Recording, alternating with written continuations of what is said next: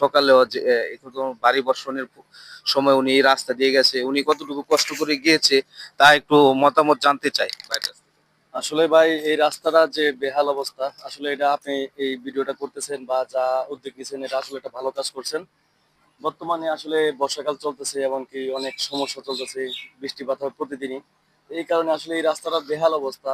কিন্তু এই যাইতে হাতে অনেকের মহিলা আছে, বাচ্চা আছে, স্কুল ছাত্রছাত্রী আছে, সবার একটা সমস্যা হয়, ব্যাঘাত ঘটে।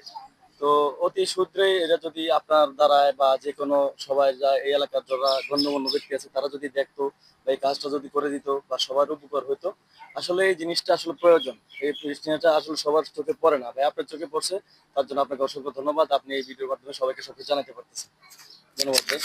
আমি এই ভিডিওটা করার উল্লেখ হলো এই মানুষের কিছু মতামত নেওয়ার জন্য, আর এখানে যারা চলাফেরা করে তাদের যাতে ভোগান্তি থেকে তারা রক্ষা পায় এবং এই রাস্তাটি দ্রুত সংস্কার হয়, আমরা যেন এই ভরাডুবা থেকে আমরা দ্রুত মুক্তি পাই। সেই জন্য পৌর কর্তৃপক্ষ যারা রয়েছেন তারা অবশ্যই এই রাস্তাটি সংস্কার করে দিবেন খুব দ্রুত গতিতে, দ্রুত সময়ের মধ্যে। এই বর্ষা শুরু হওয়ার আগেই, এখন হালকা বর্ষা হয়তো বা সামনে ভারী বর্ষণ আসতেছে, এর আগে এই রাস্তাটি সংস্কার করলে এখান থেকে 500 ফিট রাস্তা সংস্কার করতে বড় জোট 1 সপ্তাহ লাগবে। আমরা চাই 1 সপ্তাহের মধ্যে আমরা এই জায়গাটুকু আমাদেরকে সংস্কার করে আমাদের যাতায়াতের ব্যবস্থা করে দেওয়ার জন্য।